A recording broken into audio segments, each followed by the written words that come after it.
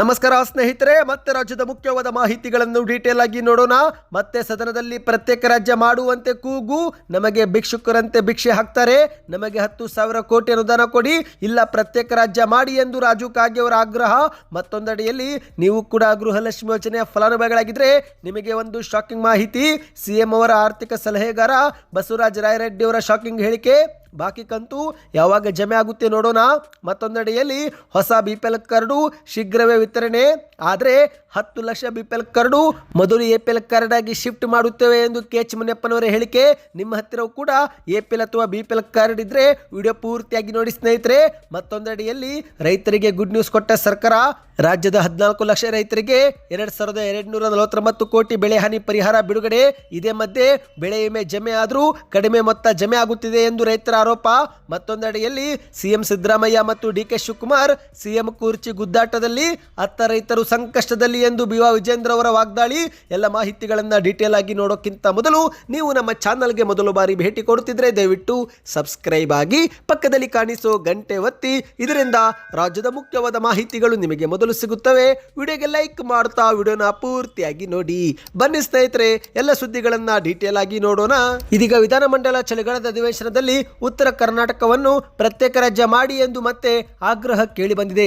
ಹೌದು ಸ್ನೇಹಿತರೆ, ಉತ್ತರ ಕರ್ನಾಟಕದವರು ಪ್ರತಿ ಬಾರಿ ಬೆಂಗಳೂರಿಗೆ ಬಂದು ಕೈ ಮುಗಿದು ಎಲ್ಲರ ಮುಂದೆ ನಿಲ್ಲಬೇಕು, ಭಿಕ್ಷುಕರ ತರ ಭಿಕ್ಷೆ ಬೇಡಬೇಕು, 100 ಸಲ ಭಿಕ್ಷೆ ಬೇಡಿದ್ರೆ 10 ಪೈಸೆ 20 ಪೈಸೆ ಹಾಕ್ತಾರೆ.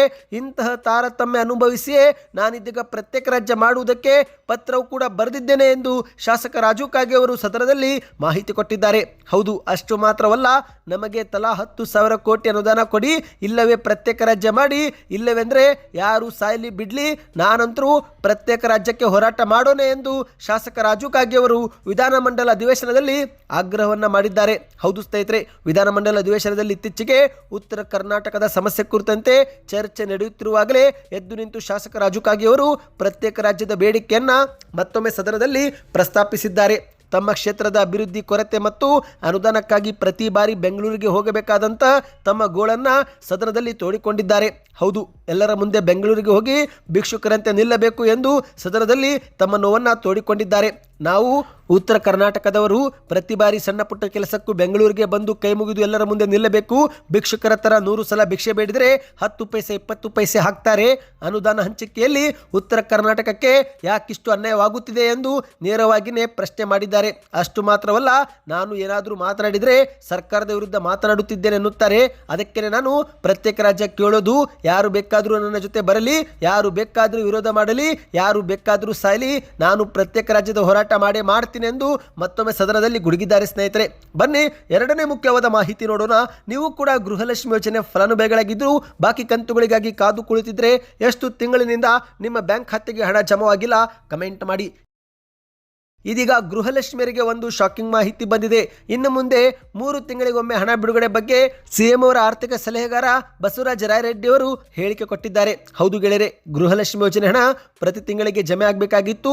ಆದರೆ ಕೆಲವೊಮ್ಮೆ ತಾಂತ್ರಿಕ ಕಾರಣಗಳಿಂದ, ಕೆಲವೊಮ್ಮೆ ಆಡಳಿತಾತ್ಮಕ ಕಾರಣಗಳಿಂದ ಪ್ರತಿ ತಿಂಗಳು ಜಮೆ ಆಗದೆ 2 ತಿಂಗಳಿಗೆ ಒಮ್ಮೆ, 3 ತಿಂಗಳಿಗೆ ಒಮ್ಮೆ ಒಟ್ಟಿಗೆ ಈ ರೀತಿ ಜಮೆ ಆಗುತ್ತಿದ್ದು, ಇಂತಹ ಸಮಯದಲ್ಲಿ ಸಿಎಂ ಅವರ ಆರ್ಥಿಕ ಸಲಹೆಗಾರ ಬಸವರಾಜ ರಾಯರೆಡ್ಡಿ ಅವರು ಒಂದು ಶಾಕಿಂಗ್ ಹೇಳಿಕೆ ಕೊಟ್ಟಿದ್ದಾರೆ. ಹೌದು, ಬೆಳಗಾವಿ ಸುದ್ದಿಗಾರರ ಜೊತೆಗೆ ಮಾತನಾಡಿದಂತೆ ಇವರು 3 ತಿಂಗಳಿಗೊಮ್ಮೆ ಸರ್ಕಾರದ ಗ್ಯಾರಂಟಿ ಯೋಜನೆಯಾದ ಗೃಹಲಕ್ಷ್ಮಿ ಯೋಜನೆ ಹಣ ನೀಡುತ್ತೇವೆ ಎಂದು ಹೇಳಿಕೆಯನ್ನು ಕೊಟ್ಟಿದ್ದಾರೆ. ಇವರ ಈ ಒಂದು ಹೇಳಿಕೆ ಫಲಾನುಭವಿಗಳಲ್ಲಿ ಗೊಂದಲ ಶುರು ಮಾಡಿದೆ. ಹೌದು ಗೆಳೆಯರೆ, ಗೃಹಲಕ್ಷ್ಮಿ ಯೋಜನೆಯನ್ನು ನಂಬಿಕೊಂಡು ಎಷ್ಟೋ ಜನರು ತಮ್ಮ ಮನೆಗೆ ಟಿವಿ, ಫ್ರಿಡ್ಜ್, ವಾಷಿಂಗ್ ಮಷಿನ್ ಖರೀದಿ ಮಾಡಿದ್ದು ಪ್ರತಿ ತಿಂಗಳು EMI ಕಟ್ಟಬೇಕಾಗಿರುತ್ತೆ.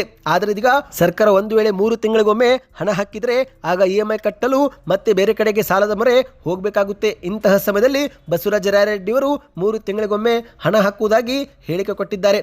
ಮಾಧ್ಯಮಗಳ ಮುಂದೆ ಮತ್ತೆ ಮಾತನಾಡಿದಂತೆ ಇವರು, ನಾವು ಆರ್ಥಿಕವಾಗಿ ಗಟ್ಟಿಯಾಗಿಯೇ ಇದ್ದೇವೆ, GST ಕಲೆಕ್ಷನ್ ಆದರೆ ಕೇಂದ್ರದವರು ಅರ್ಧ ಹಣ ನಮಗೆ ಕೊಡಬೇಕು, ಅವರು ಕೊಡುವುದು ತಡ ಮಾಡುತ್ತಿದ್ದಾರೆ, ಆದ್ದರಿಂದ ನಮಗೆ ಹಣ ಹೊಂದಿಸುವುದು ಕೂಡ ತಡವಾಗುತ್ತಿದೆ. ಹಾಗಾಗಿ 3 ತಿಂಗಳಿಗೊಮ್ಮೆ ಗೃಹಲಕ್ಷ್ಮಿ ಯೋಜನೆ ಹಣ ನೀಡುತ್ತೇವೆ ಎಂದು ಹೇಳಿಕೆಯನ್ನು ಕೊಟ್ಟಿದ್ದಾರೆ ಸ್ನೇಹಿತರೆ. ಇನ್ನು ಮತ್ತೊಂದೆಡೆಯಲ್ಲಿ ಸಚಿವ ಲಕ್ಷ್ಮೀ ಹೆಬ್ಬಾಳ್ಕರ್ ಅವರು ಕೂಡ ಸದನದಲ್ಲಿ ಮಾಹಿತಿ ಕೊಟ್ಟಿದ್ದು, ಇಲ್ಲಿಯವರೆಗೆ 23 ಕಂತು ಬಿಡುಗಡೆ ಮಾಡಲಾಗಿದೆ, ಫಲಾನುಭವಿಗಳ ಖಾತೆಗೆ 46,000 ರೂಪಾಯಿ ಲಭಿಸಿದೆ ಎಂದು ಲಕ್ಷ್ಮೀ ಹೆಬ್ಬಾಳ್ಕರ್ ಅವರು ಹೇಳಿಕೆ ಕೊಟ್ಟಿದ್ದಾರೆ. ಹೌದು, ಆಗಸ್ಟ್ ತಿಂಗಳವರೆಗಿನ ಕಂತನ್ನ ಜಮೆ ಮಾಡಿರುವುದಾಗಿ ಲಕ್ಷ್ಮೀ ಹೆಬ್ಬಾಳ್ಕರ್ ಅವರು ಮಾಹಿತಿ ಕೊಟ್ಟಿದ್ದಾರೆ. ನಿಮ್ಮ ಬ್ಯಾಂಕ್ ಖಾತೆಗೂ 23 ಕಂತು ಜಮವಾಗಿದೆ, ಕಮೆಂಟ್ ಮಾಡಿ. ಇನ್ನು ಇದೇ ಮಧ್ಯೆ APL ಮತ್ತು BPL ಕಾರ್ಡ್ ಇದ್ದರೆ ನಿಮಗೆ ಒಂದು ಮುಖ್ಯವಾದ ಮಾಹಿತಿ. ಶೀಘ್ರದಲ್ಲೇ ಕರ್ನಾಟಕದಲ್ಲಿ ಅರ್ಹರಿಗೆ ಹೊಸ BPL ಕಾರ್ಡ್ ಕೂಡ ಕೊಡುತ್ತೇವೆ ಎಂದು ಆಹಾರ ಸಚಿವ KH ಮುನಿಯಪ್ಪನವರು ಬೆಳಗಾವಿಯಲ್ಲಿ ಮಾಹಿತಿ ಕೊಟ್ಟಿದ್ದಾರೆ. ಹೌದು ಗೆಳೆಯರೆ, ಹೊಸಬರಿಗೆ ಅಂದರೆ ಅರ್ಹರಿಗೆ ಹೊಸ BPL ಕಾರ್ಡ್ ಕೊಡುತ್ತೇವೆ. ಆದರೆ ಅದಕ್ಕೂ ಮೊದಲು 10 ಲಕ್ಷ ಅನರ್ಹರ BPL ಕಾರ್ಡ್ ಪತ್ತೆ ಮಾಡಲಾಗಿದ್ದು ಅವುಗಳನ್ನು APL ಕಾರ್ಡ್ಗೆ ಶಿಫ್ಟ್ ಮಾಡುವ ಕೆಲಸ ನಡೀತಾ ಇದೆ ಎಂದು ಸದನದಲ್ಲಿ ಮಾಹಿತಿ ಕೊಟ್ಟಿದ್ದಾರೆ.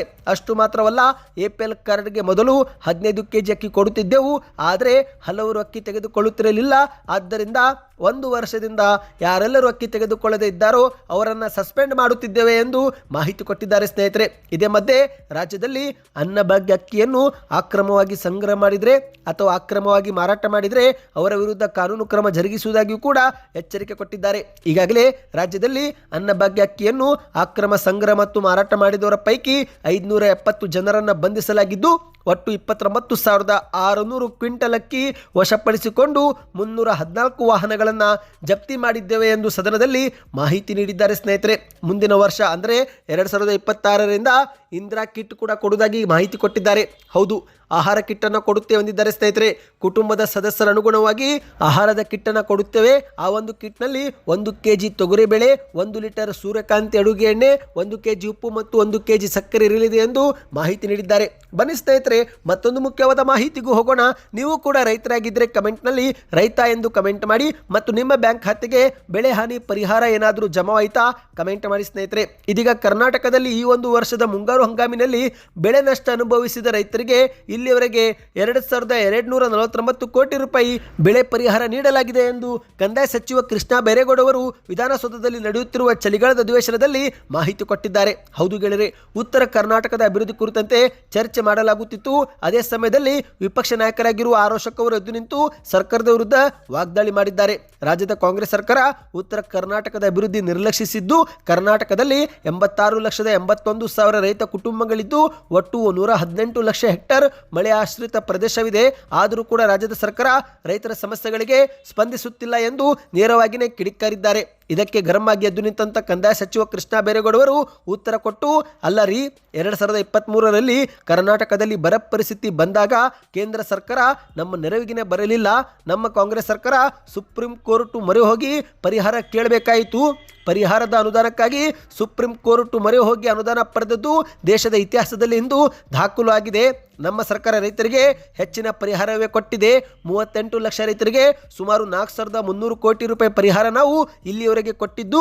ಈ ಒಂದು ವರ್ಷದ ಮುಂಗಾರು ಹಂಗಾಮಿನಲ್ಲಿ ಮತ್ತೆ ಬೆಳೆ ನಷ್ಟ ಅನುಭವಿಸಿದ 14,21,000 ರೈತರಿಗೆ 2,249 ಕೋಟಿ ಪರಿಹಾರ ಕೊಟ್ಟಿದ್ದೇವೆ. ಸರ್ಕಾರದ ವೈಫಲ್ಯವಿದ್ದರೆ ನೀವು ಟೀಕೆ ಮಾಡಿ, ಆದರೆ ಮಾಡಿದ ಕೆಲಸವನ್ನ ಮಾಡೇ ಇಲ್ಲ ಎಂದರೆ ಅದನ್ನು ಕೇಳಿಕೊಂಡು ಸುಮ್ಮನಿರಲು ಸಾಧ್ಯವಿಲ್ಲ ಎಂದು ಕೃಷ್ಣ ಬೈರೇಗೌಡ ಅವರು ಹೇಳಿಕೆ ಕೊಟ್ಟಿದ್ದಾರೆ ಸ್ನೇಹಿತರೆ. ಅಂದಹಾಗೆ ಸ್ನೇಹಿತರೆ, ಈಗ ಮತ್ತೊಂದೆಡೆಯಲ್ಲಿ ಫಸಲ್ ಬಿಮಾ ಯೋಜನೆ ಬೆಳೆ ವಿಮೆ ಕಟ್ಟಿದ ರೈತರ ಖಾತೆಗೆ ಬೆಳೆ ವಿಮೆ ಹಣ ಜಮೆ ಆಗುತ್ತಿದೆ ಅಂತೆ. ಆದರೆ ಕಡಿಮೆ ಮೊತ್ತ ಜಮೆ ಆಗುತ್ತಿದೆ ಎಂದು ರೈತರು ಆರೋಪ ಮಾಡಿದ್ದಾರೆ. ಹೌದು, ಪ್ರಧಾನಮಂತ್ರಿ ಫಸಲ್ ಬಿಮಾ ಯೋಜನೆಯಡಿಯಲ್ಲಿ ಬೆಳೆ ವಿಮೆ ಪಾವತಿಸಿದ ರೈತರ ಖಾತೆಗೆ ಸೋಮವಾರದಿಂದಲೇ ಮೊತ್ತ ಜಮೆ ಆಗಲು ಆರಂಭಗೊಂಡಿದ್ದು, ಆದರೆ ಇದೇ ಮಧ್ಯೆ ನಿರೀಕ್ಷೆ ಮಾಡಿದ್ದಕ್ಕಿಂತ ಕಡಿಮೆ ಮೊತ್ತ ಜಮೆ ಆಗುತ್ತಿರುವ ಬಗ್ಗೆ ರೈತರು ಇದೀಗ ಆಕ್ರೋಶ ವ್ಯಕ್ತಪಡಿಸಿದ್ದಾರೆ. ಸಾಮಾಜಿಕ ಜಾಲತಾಣಗಳಲ್ಲಿ ಬೆಳೆ ವಿಮೆ ಪಾವತಿಯಾದ ಲೆಕ್ಕಾಚಾರದ ಬಗ್ಗೆ ಈಗ ವ್ಯಾಪಕ ಚರ್ಚೆ ಶುರುವಾಗಿದೆ ಸ್ನೇಹಿತರೆ. ನೀವು ಕೂಡ ಏನಾದರೂ ಬೆಳೆ ವಿಮೆ ಪರಿಹಾರ ಪಡೆದುಕೊಂಡಿದ್ದೀರಾ ಕಮೆಂಟ್ ಮಾಡಿ. ಇನ್ನಿದೊಂದು ಕಡೆ ಆದರೆ ಮತ್ತೊಂದೆಡೆಯಲ್ಲಿ ಬಿಜೆಪಿ ರಾಜ್ಯಾಧ್ಯಕ್ಷ BY ವಿಜೇಂದ್ರ ಅವರು ಸರ್ಕಾರದ ವಿರುದ್ಧ ಮತ್ತು ಸಿಎಂ ಮತ್ತು DCM ವಿರುದ್ಧ ವಾಗ್ದಾಳಿ ನಡೆಸಿದ್ದಾರೆ. ಸಿದ್ದರಾಮಯ್ಯ, DK ಶಿವಕುಮಾರ್ ಸಿಎಂ ಕುರ್ಚಿ ಗುದ್ದಾಟದಲ್ಲಿ ಅತ್ತ ರೈತರು ಸಂಕಷ್ಟದಲ್ಲಿ ಎಂದು ಬೆಳಗಾವಿಯಲ್ಲಿ ಆಕ್ರೋಶ ವ್ಯಕ್ತಪಡಿಸಿದ್ದಾರೆ. ರಾಜ್ಯದ ಕಾಂಗ್ರೆಸ್ ಸರ್ಕಾರ ರೈತರ ಕಾಳಜಿಯನ್ನೇ ನಿರ್ಲಕ್ಷಿಸುತ್ತಿದೆ ಎಂದು ಬಿಜೆಪಿ ಮಂಗಳವಾರ ಪ್ರತಿಭಟನೆ ಮಾಡಿದ್ದು, ಇದೇ ಪ್ರತಿಭಟನೆ ನೇತೃತ್ವ ವಹಿಸಿಕೊಂಡಂತ ವಿಜೇಂದ್ರ ಅವರು ಮುಖ್ಯಮಂತ್ರಿ ಮತ್ತು ಉಪಮುಖ್ಯಮಂತ್ರಿ ವಿರುದ್ಧವೂ ಕೂಡ ಕಿಡಿಕಾರಿದ್ದಾರೆ. ರೈತರಿಗೆ ತಕ್ಷಣವೇ ಪರಿಹಾರದ ಹಣ ನೀಡಬೇಕು ಎಂದು ಒತ್ತಾಯಿಸಿ ಪ್ರತಿಭಟನೆ ಮಾಡಿದ್ದು, ಮಾಧ್ಯಮಗಳ ಮುಂದೆ ಮಾತನಾಡಿದ ವಿಜೇಂದ್ರ ಅವರು ಆಡಳಿತಾರೂಢ ಕಾಂಗ್ರೆಸ್ ಸರ್ಕಾರ ಆಂತರಿಕ ಭಿನ್ನಾಭಿಪ್ರಾಯದಿಂದ ಆಡಳಿತವೇ ಸ್ತಬ್ಧಗೊಂಡಿದೆ. ರಾಜ್ಯ ಸರ್ಕಾರದ ಜವಾಬ್ದಾರಿ ನೆನಪು ಮಾಡುವುದು ವಿಪಕ್ಷವಾದ ನಮ್ಮ ಕರ್ತವ್ಯ. ಕಳೆದ 2 ತಿಂಗಳಿನಿಂದ ಈ ಸರ್ಕಾರ ಆಂತರಿಕ ಕಚ್ಚಾಟದಲ್ಲಿ ನಿರತವಾಗಿದೆ ಎಂದು ವಾಗ್ದಾಳಿ ಮಾಡಿದ್ದಾರೆ. ಸಿಎಂ ಸಿದ್ದರಾಮಯ್ಯನವರು ತಮ್ಮ ಕುರ್ಚಿ ಉಳಿಸುವ ಕಾರ್ಯದಲ್ಲಿ ನಿರತರಾಗಿದ್ದರೆ ಇತ್ತ ಡಿ ಕೆ ಶಿವಕುಮಾರ್ ಅವರು ಮುಖ್ಯಮಂತ್ರಿ ಆಗುವ ಆತುರದಲ್ಲಿದ್ದಾರೆ. ಇದರಿಂದಲೇ ಸಿದ್ದರಾಮಯ್ಯನವರ ಸರ್ಕಾರದಿಂದ ರೈತರ ಸಮಸ್ಯೆಗಳಿಗೆ ಪರಿಹಾರವೇ ಸಿಗುತ್ತಿಲ್ಲ ಎಂದು ಬಿ.ವಾ. ವಿಜೇಂದ್ರ ಅವರು ಕಿಡಿಕಾರಿದ್ದಾರೆ. ಕಣ್ಣಿದ್ದು ಕಾಣದವರಂತೆ, ಕಿವಿ ಇದ್ದು ಕಿವುಡರಂತೆ ಸರ್ಕಾರ ವರ್ತಿಸುತ್ತಿದೆ ಎಂದು ವಿಜೇಂದ್ರ ಅವರು ಆಕ್ರೋಶ ವ್ಯಕ್ತಪಡಿಸಿದ್ದಾರೆ. ಸ್ನೇಹಿತರೆ, ಸದ್ಯಕ್ಕಿಷ್ಟೇ ಇತ್ತು. ಈ ಎಲ್ಲ ಮಾಹಿತಿ ಇಷ್ಟವಾಯ್ತಾ? ವಿಡಿಯೋ ಏನಾದರೂ ಪೂರ್ತಿಯಾಗಿ ನೋಡಿದರೆ ಕಂಪ್ಲೀಟ್ ವಿಡಿಯೋ ಕಮೆಂಟ್ ಮಾಡಿ, ವಿಡಿಯೋಗೆ ಲೈಕ್ ಮಾಡಿ ಮತ್ತು ಶೇರ್ ಮಾಡಿ.